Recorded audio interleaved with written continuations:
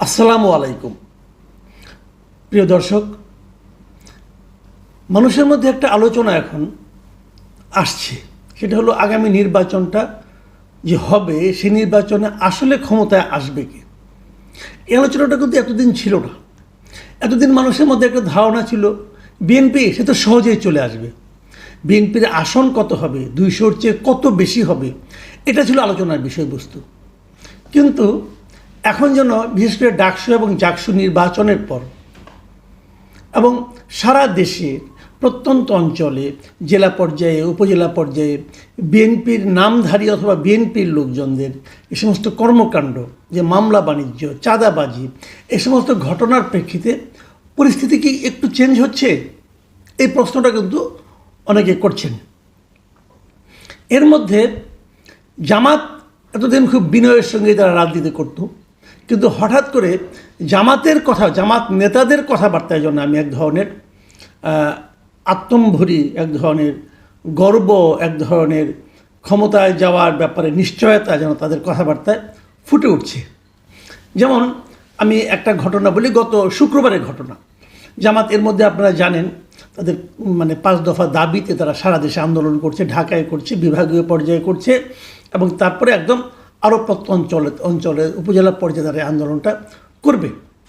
বিভাগীয় পর্যায়ে যে আন্দোলনটা তারা যে বিক্ষোভ সমাবেশগুলো তারা করছিল, সেটা গত শুক্রবারে 19 সেপ্টেম্বর চট্টগ্রামে এই ধরনের একটা সভা আয়োজন করা হয়েছিল আন্দরকিল্লা শাহী জামে মসজিদ প্রাঙ্গণে।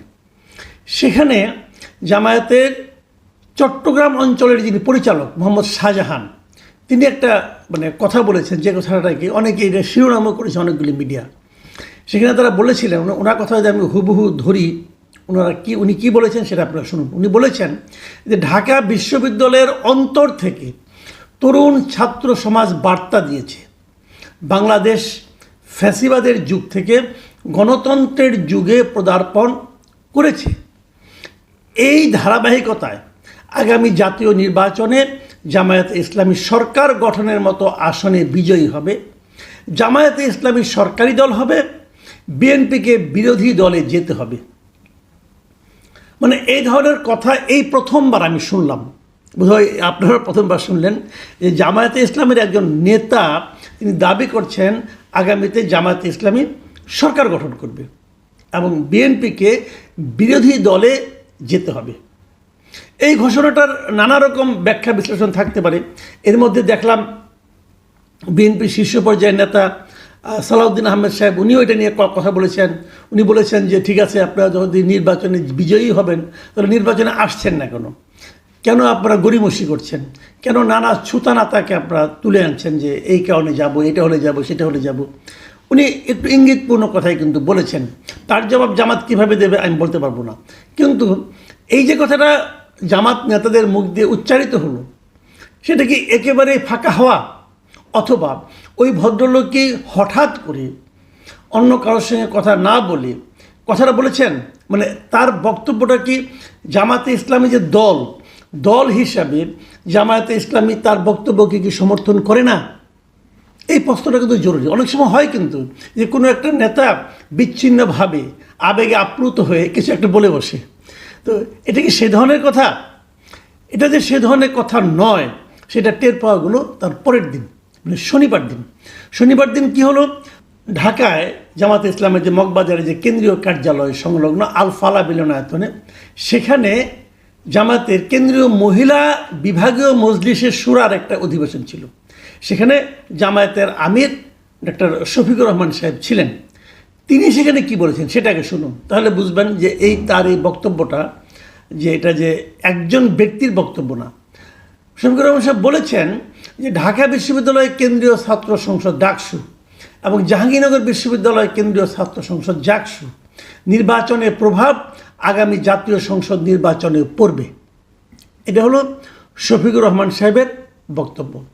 শফিকুর রহমান সাহেবের ভাষায় যদি উনি যেভাবে বলেছেন, সেভাবে পড়ি আমি পত্রিকা থেকে, উনি বলেছেন ডাকসু ও জাকসু নির্বাচনে ইসলামী ছাত্র শিবির বিজয় লাভ করেছে। এই বিজয়ে অনেকেই অভিভূত হয়েছেন। এই নির্বাচনের প্রভাব আগামী জাতীয় নির্বাচনেও পড়বে। এই আলোচনাটা কিন্তু অনেক দিন ধরে হচ্ছিল যে আসলে কি পড়বে।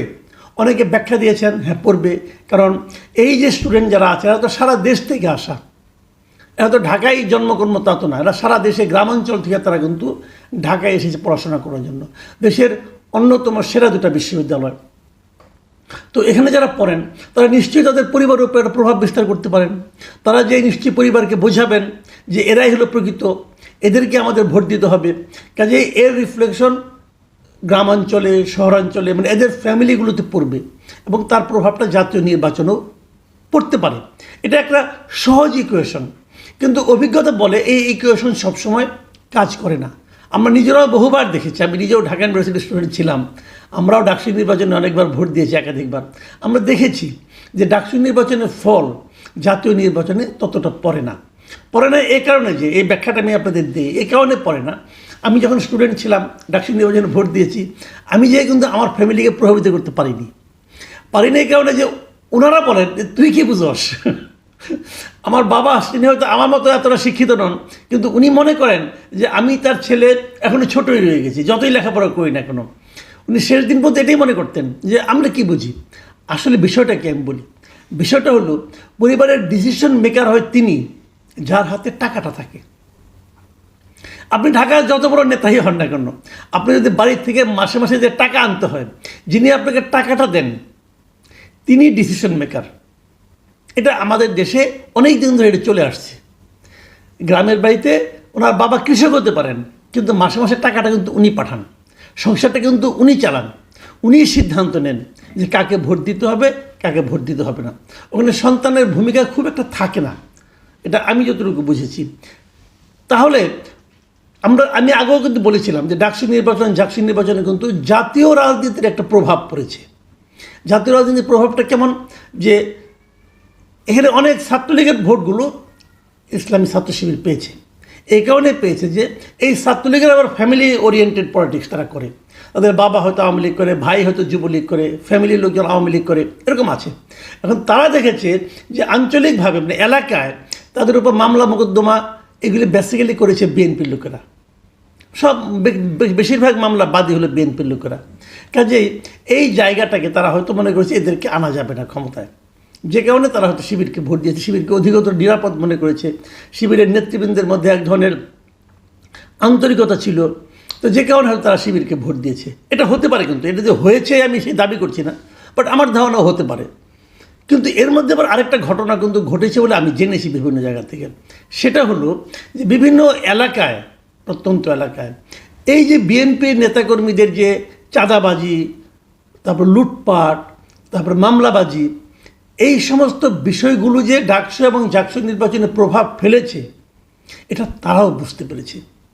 এবং এরই মধ্যে অনেক জায়গায় আমি শুনেছি যে তাদের আচার আচরণ নাকি চেঞ্জ আসছে। এটা সেন্ট্রালের কারণেই হোক আর আঞ্চলিকতার কারণেই হোক, আঞ্চলিকভাবেই হোক, প্রচুর চেঞ্জ নাকি তাদের আচার আচরণে এসেছে। যদি সেটা হয়, আমি মনে করি সামনে কিন্তু আরও 5-6 মাস সময় আছে। এই সময়ের মধ্যে ঘুরে দাঁড়ানো সম্ভব, এই সময়ের মধ্যে রাজনীতিতে মৌলিক পরিবর্তনও সম্ভব। আবার বিএনপির লোকেরা আমি এটাও শুনেছি, তারা বিভিন্ন জায়গায় এমনও বলছেন যে জামাতের যে আচরণটা তোমরা দেখছো এটাই কি আসলে জামাত নাকি এটা তাদের নাটক, এই কথাও কিন্তু আমি শুনেছি। আমি এর মাঝখানে উত্তরবঙ্গের দিয়ে গিয়েছিলাম একটা কাজে, সেখানে যে আমি সাধারণ মানুষের সঙ্গে কথা বলেছি, তাদের কিন্তু এই ধরনের ধারণা যে জামাতের এই আচরণটা যেটা ভালো মানুষের আচরণ, এটা কি আসলে তাদের মনের কথা নাকি তাদের একটা নাটক। আমি জানি না এরা কেন বলছে, কী সমাচার, অত ডিটেল আমি বলতে পারবো না। কিন্তু আমি যেটা বলছি যে আসলে এখনও কিছু ক্লিয়ার না, কিন্তু কারণ সময় আছে 5 মাস, এই 5 মাসে অনেক কিছুই ঘটতে পারে। এমন অবস্থায় আজকে তাহলে এই অনুষ্ঠানে আলোচনাটা আমরা কেন করছি, এই কারণে করছি। আমি জামাত নেতৃবৃন্দকে বলবো, এত দ্রুত আনন্দে উদ্বেলিত হয়ে লোকজন খাওয়ানো শুরু করে দিয়েন না ভাই। নির্বাচনের হাওয়া ঘুরতে বেশিক্ষণ সময় লাগে না। বাংলাদেশের মানুষ বড় বিচিত্র, এদের সিদ্ধান্ত নিতে সাধারণত ভুল হয় না। এখনই যদি আপনারা ডিক্লেয়ার করে বসে থাকেন যে আপনারা ক্ষমতায় চলে গেছেন, বিএনপিকে বিরোধী দলে বসতে হবে, এই যে কথাটা, এই কথার মধ্যে এক ধরনের অহংকার আছে। এই অহংকার সাধারণ মানুষ পছন্দ করে না। জামাতের নেতৃবৃন্দকে আমার অনুরোধ, ভাই এত দ্রুত কথাবার্তার ভাষা পরিবর্তন করেন না, বডি ল্যাঙ্গুয়েজ চেঞ্জ করে ফেলেন না। সামনে আরও অনেক দূর, নির্বাচন আরও অনেক দূর, এবং সেই নির্বাচনে ভালো করা, মানুষের মন জয় করে ভালো করা, মন জয় করে সেটাকে ধরে রাখা, 5 মাস তো আরও অনেক কিছু দেখতে হবে, আরও অনেক দূর যেতে হবে ভাই। প্রিয় দর্শক, এই ঘটনাকে কেন্দ্র করে যে সব রাজনৈতিক দলের মধ্যে জনগণের সঙ্গে সম্পৃক্ত হওয়ার একটা প্রবণতা তৈরি হয়, সেটাই বা মন্দ কি? আমরা বরং সেদিকেই অগ্রসর হই। এখন এই পর্যন্তই। আল্লাহ হাফেজ।